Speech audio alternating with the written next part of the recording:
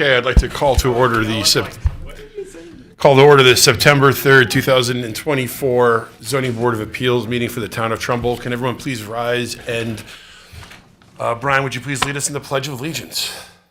I pledge allegiance to the flag of the United States of America and to the republic for which it stands, one nation, under God, indivisible, with liberty and justice for all.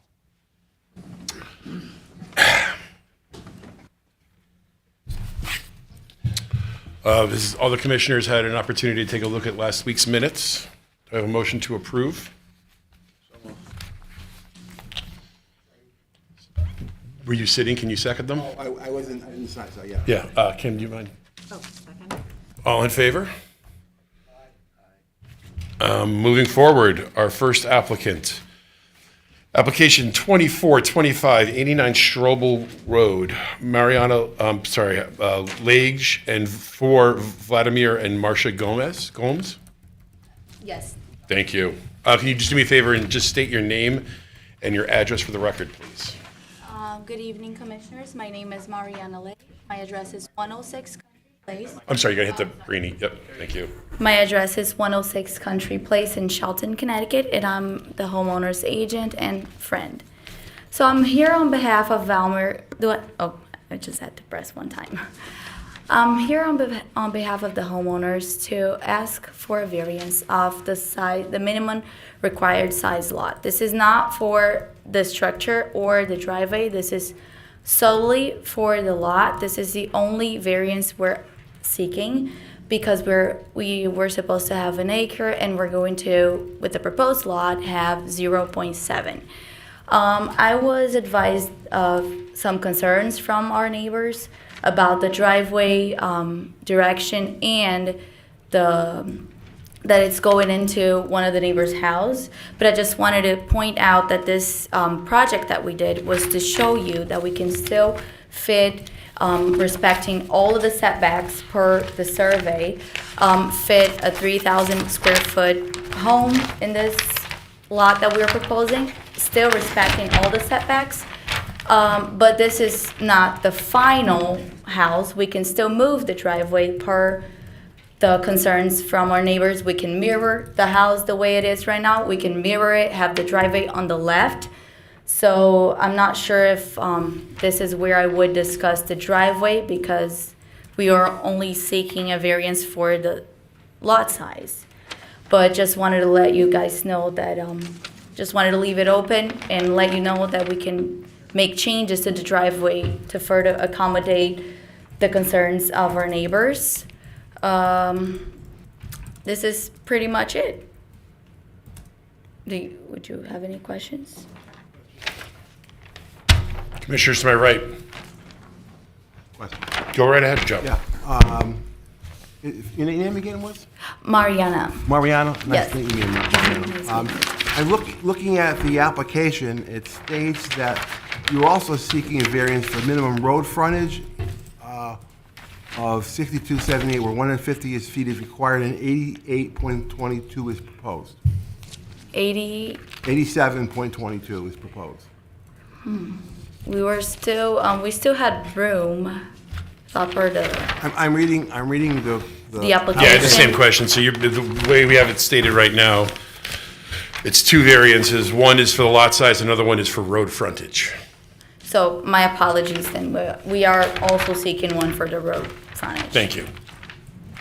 Okay, so looking at your map, the proposed lot, I don't see, I have questions, a lot of questions. I don't see the proposed lot, the frontage, the side yards, the rear yard, nothing is proposed on there right now. It's just not available.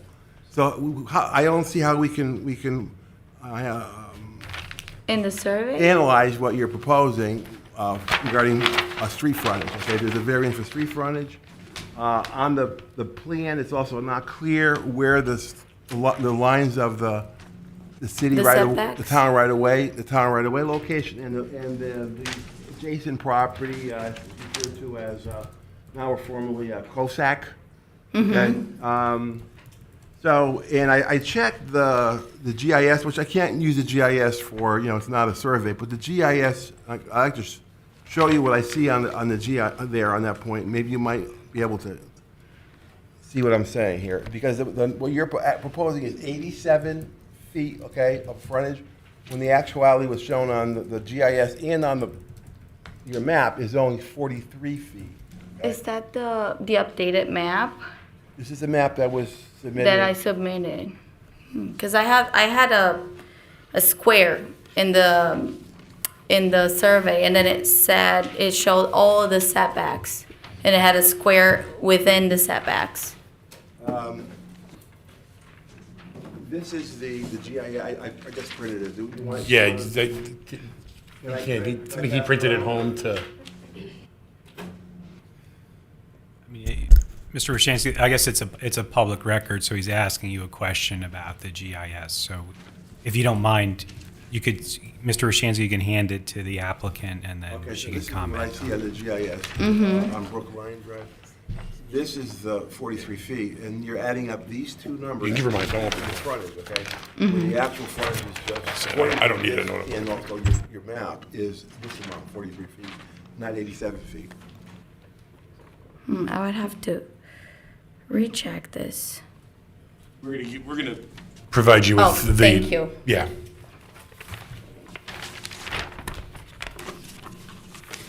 I apologize. This is the survey is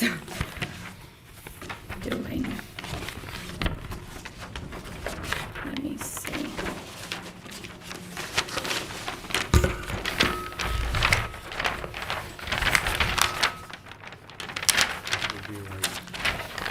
You're in the commercial. Mr. Roshansky. Joe, we gotta hear what you're saying. Would You have to sit down, Mr. Roshansky, if you can, so we can hear your conversation. Thank you, sir. Would we follow the GIS map or the survey? You'd be following the survey. The survey. And it says the same thing as the GIS. It says that, but it's not drawn clearly. It doesn't show clearly where the street lines are. It doesn't show the road frontage. It doesn't call out the road, edge of road, pavement. It also doesn't show the adjacent parcel where the house location is for the adjacent house. I was under the certainty that this survey was completed. But I apologize, it seems that you didn't put all the information needed here. I also asked did you submit a signed and sealed copy of the survey? Yeah. In the application? Have we got? They should all be signed and sealed.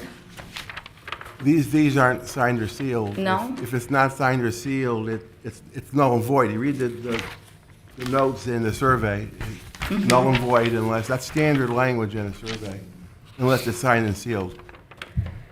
Well, I guess that's the problem I'll have to further look into and discuss with the surveyor, because never had a problem with him before. Trusted that he would have all the information you needed. So you're saying that the information is not clear and you don't know I don't know. what he's proposing? I see what he's proposing, but I can't justify it based on his map. I can't, it's not justifiable.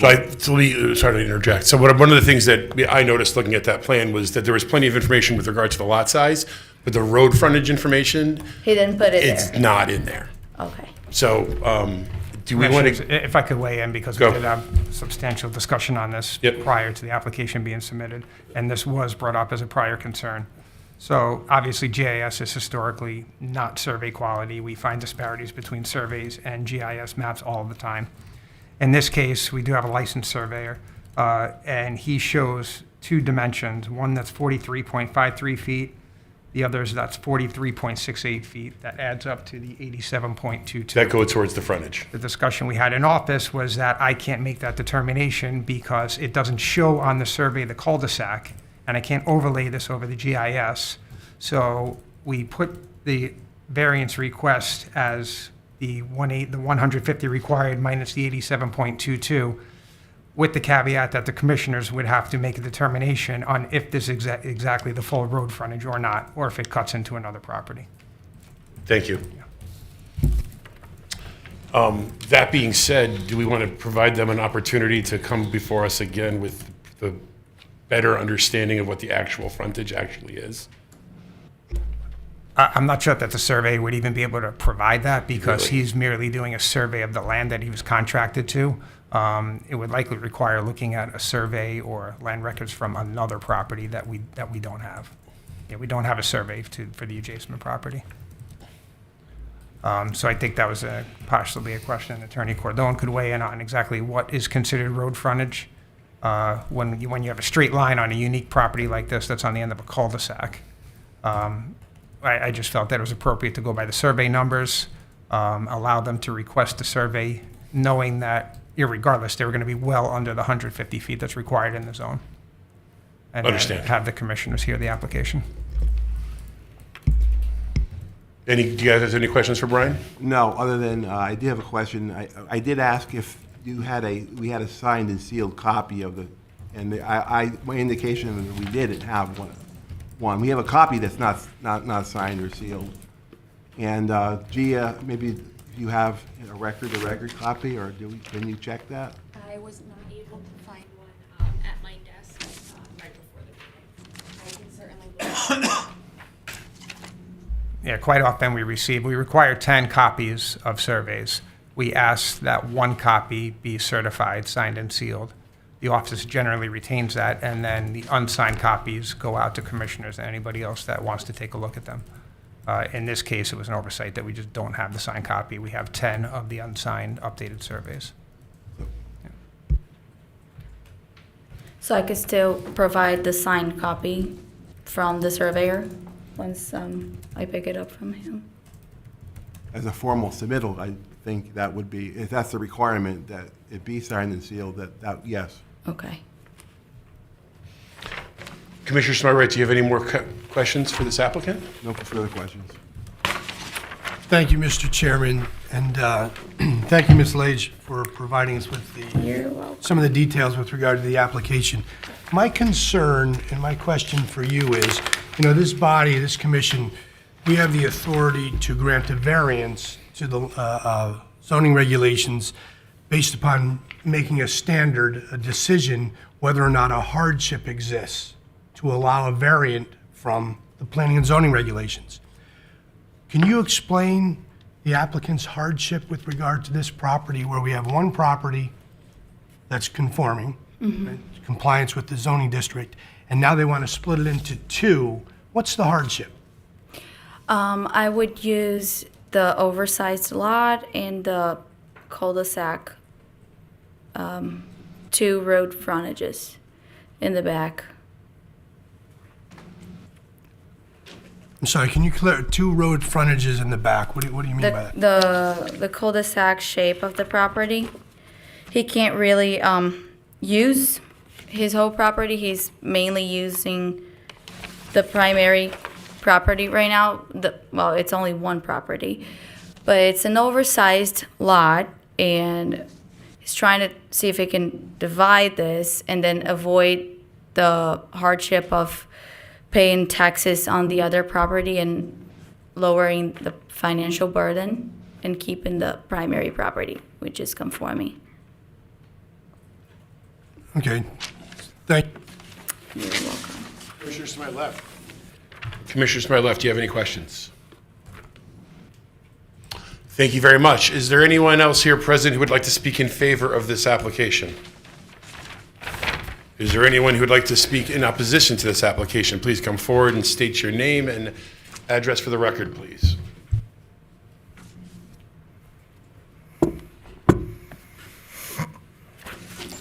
Good evening, Mr. Chairman, members of the ZBA. My name is Timothy Herbst. I'm an attorney with offices in Orange, Trumbull, and East Haddam, Connecticut. Here tonight on behalf of my clients, Mr. and Mrs. Santopani, who live on Strobel Road, immediately adjacent to the parcel that's under consideration tonight by the ZBA. I just wanted to start out, before I get into my arguments of why we oppose this application, to point out that residents Mark and Kathleen Kosak sent a letter that has been part of the file. They live on 59 Brookside Drive, and they have raised questions with respect to the notice that was received by abutters within the 100-foot radius. And I think very legitimate questions have been raised about whether that notice was in fact adequate or defective. And I think that should be a consideration in addition to the substantive issues that we're going to get into tonight. But I just wanted to state that for the record. We heard from the applicant's representative that the hardship that is being claimed is a financial one. The hardship that they've stated on the record is that they want the capacity and ability to split this lot from 1 to 2 to ease the financial burden with respect to carrying the property and property taxes. I just want to point out for the record that, as you all well know, the legal standard for establishing hardship for the purpose of this board granting a variance requires that the hardship must be unique to the property and not generally affecting other properties in the same zoning district. And just by way of citation, I want to reference Amendola v. Zoning Board of Appeals of the City of West Haven, 161 Con App 726, 2015 decision, and Varillo v. Zoning Board of Appeals of the Town of Branford, 155 Connecticut Appellate 657, another 2015 case. In addition to that, it also must arise from circumstances beyond the property owner's control. So I just want to pass these out because I think they're instructive. Now, while GIS is not entirely accurate, and that's why we get surveys, I did have the occasion, let me just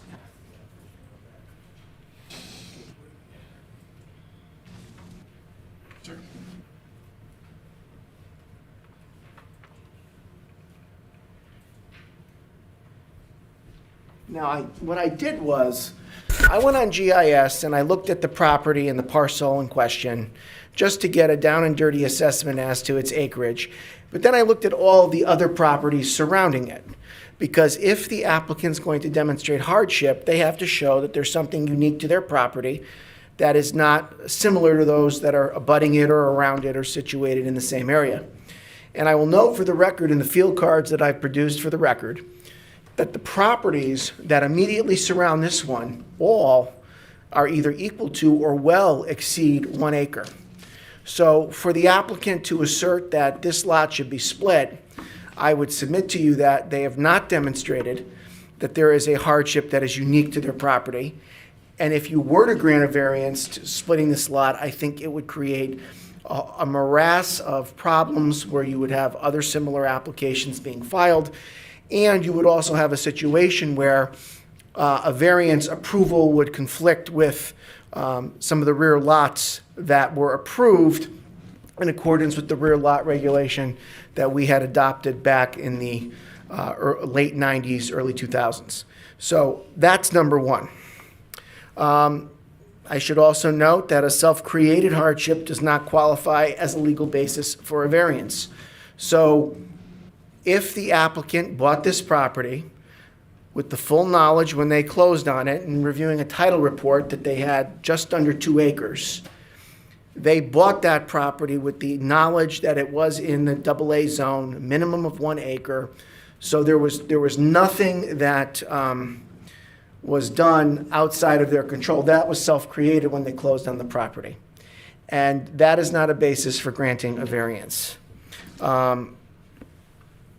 Financial hardship, I want to just focus on this real quick, can be considered a legal hardship only under exceptional circumstances where the application of zoning regulations practically destroys the value of the property for any reasonable use, and when these regulations, as applied, bear little relationship to the purposes of the zoning plan.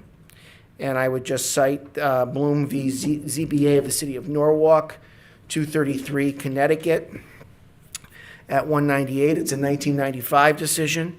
And Santos v. Zoning Board of Appeals of the Town of Stratford, 100 Connecticut Appellate, 644 2007 decision. So when we break that down,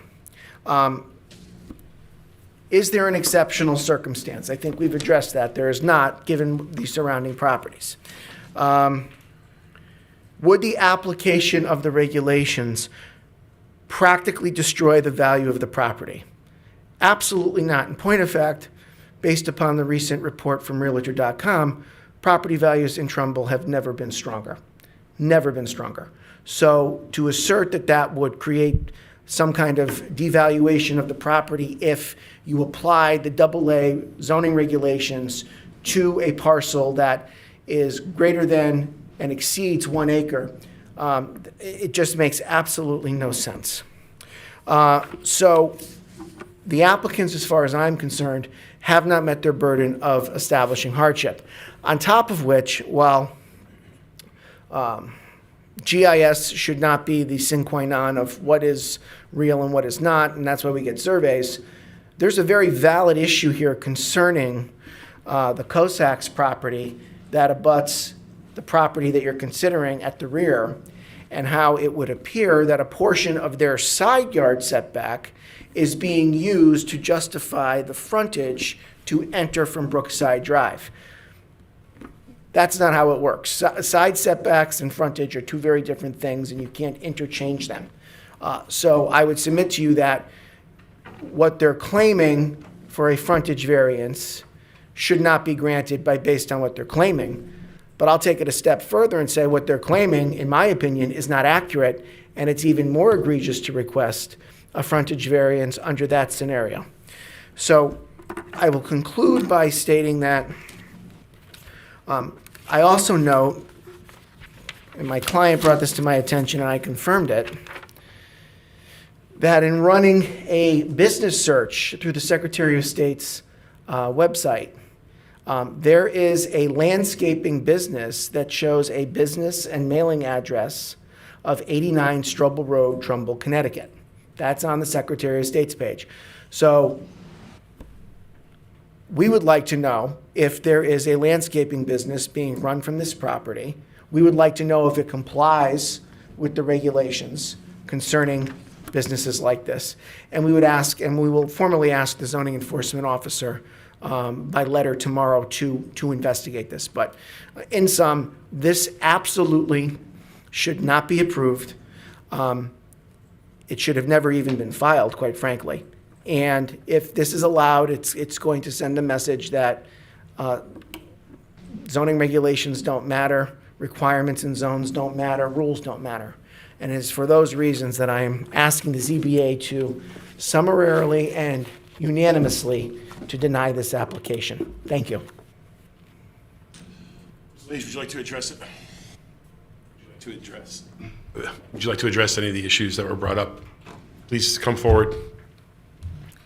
I would just like to address that the landscaping business, I don't know how it concerns the zoning, but just wanted to mention that the owner of the business is Valmir, so that's his business. I That's all. understand. Anything else you'd like to add to what the counselor stated with regards to your application? Anything else that you'd like to add, or you're all set? All right, is there anyone else here present who would like to speak in opposition to this application? Please come forward, and I would like you to understand that we have covered a lot of topics, so if you were going to try to be succinct or bring up specific issues that you would have not been addressed yet.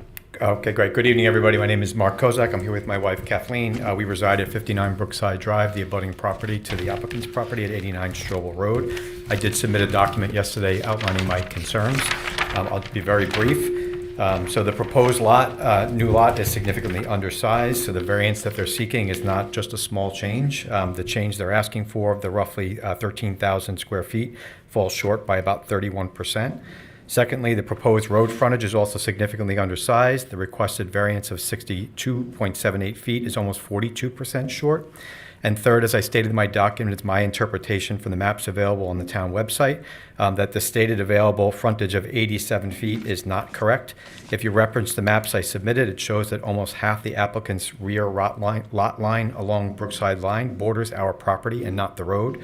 If I am correct in this, it would make the available frontage even less than the 87 feet proposed and significantly increase the requested variance. And lastly, as it's been stated from the applicant's rendering of the subdivided property, it appears that the driveway is going to run right into my front yard, which is obviously concerning to me. So for these reasons, I ask the board to deny this application. Thank you. Thank you. Ms. Lage, would you like to address any of the issues brought up by? Is there anyone else here present who would like to speak in opposition to this application? Okay, then I would like to close the public portion of this meeting for us to go into deliberations. Do I have a motion to approve this application? So moved. Second. Seconded? They make a lot of great points. Or the counselor made a lot of great points. Yeah, I'll chime in at the outset. You know, I think Mr. and Mrs. Kozak's letter was very telling with regard to the issues concerning this application, not the least of which I don't believe the applicant met their burden in articulating a hardship relative to this property and this application. I just don't think the applicant has met their burden, and I don't think it's appropriate for us to approve. To my left, any comments? All in favor of this application? All opposed? Thank you. Moving forward, application 2427, 3 Lafayette Drive. Lucio DiLeo of Studio RAI Architects for Mr. and Mrs. Jason Cohen. Please come forward.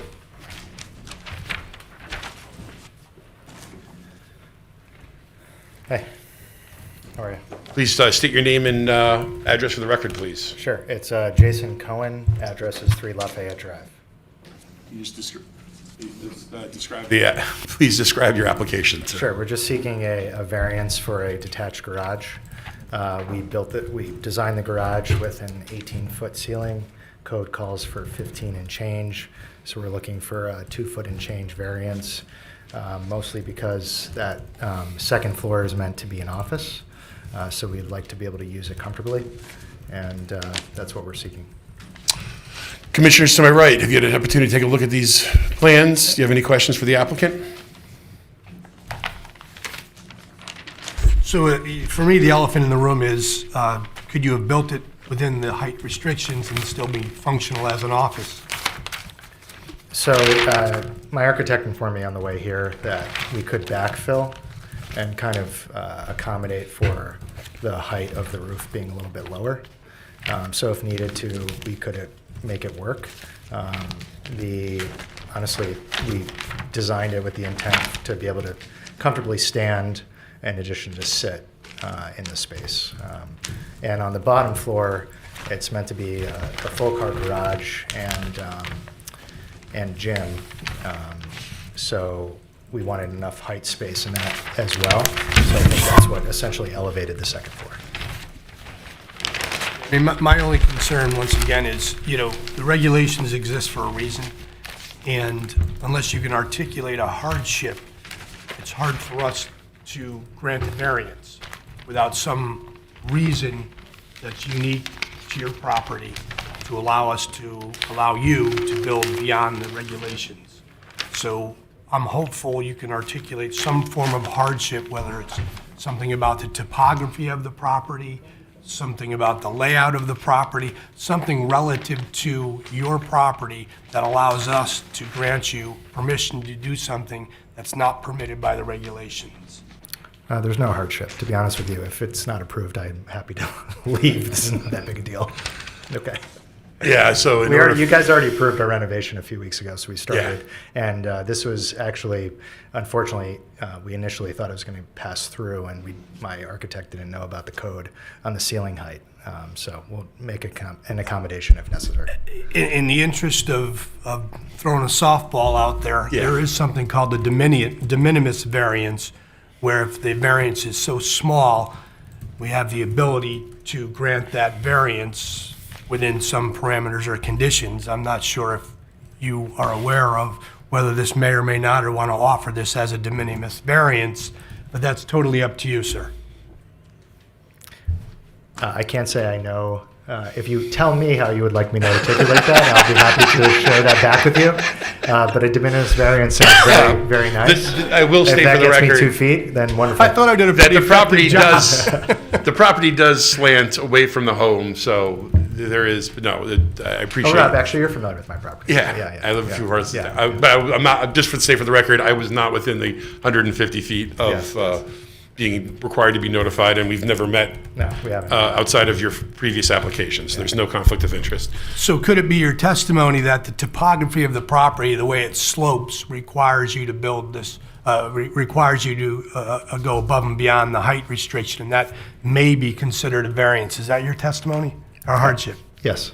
And is it your testimony that the nature of the variance is very minimal, meaning de minimis? Yeah, correct. And that's an additional hardship, correct? Correct, yeah. Thank you. Joseph, any questions? Commissioners to my left, any questions? Thank you very much. Is there anyone else here present who would like to speak in favor of this application? Please come forward. Is there anyone who would like to speak in opposition to this application? Please come forward. Thank you, sir. I'm going to close the public session, section of our meeting right now. Do I have a motion to approve? So you can sit down. Do you mind turning off the, oh, you don't worry about it. Don't worry about it. Motion to approve. Second, it's 2.5 feet. I thought the applicant did a fair and effective job of explaining a de minimis variance with Yeah. regard to this application, and according to the topography of the land, it may be also unique to that property as well. And there's nobody contesting and no opposition, so I think we have the ability to grant the variance if we so choose. I agree. All in favor? Passes unanimously. Oh, sir, Mr. Cohen, hold on. Prior to engineering approval, the applicant must show compliance with administrative policy for stormwater management and drainage design standards, and an inland wetlands watercourse commission permit may be required. Thank you, sir. Moving forward, application number 2428, 87 Gray Rock Road, Teresa and Ernst Petit Ferry. How do you pronounce your last name? Petit Frere. Petit Ferry. It's French. Stands for little brother. Little brother. Yes. Good evening, everyone.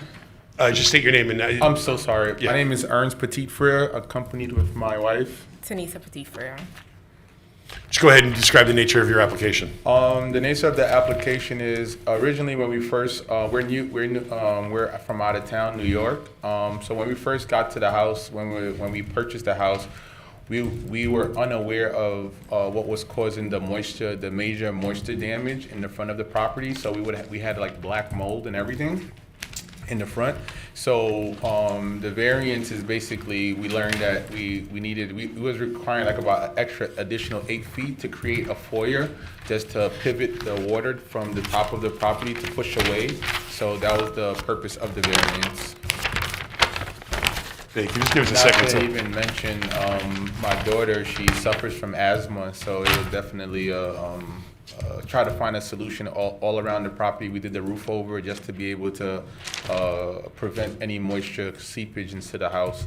So the only issue we had was the front with the front foyer, the front of the property.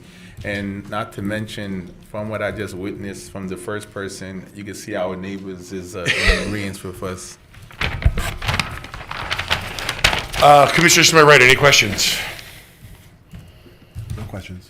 I have no questions other than you're seeking a variance just to go within the setback approximately 8 feet. 8 feet for the purpose of installing that two-story entry that would hopefully dissipate your moisture problem, correct? Correct, yes. Thank you.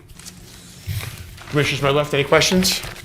Thank you very much. Is there anyone else here present who would like to speak in favor of this application? Please come forward. Is there anyone here who would like to speak in opposition? I'd like to close the meeting to the public, and do I have an application, do I have a motion to approve? So moved. Seconded by Mayo. Very straightforward. I have nothing to add.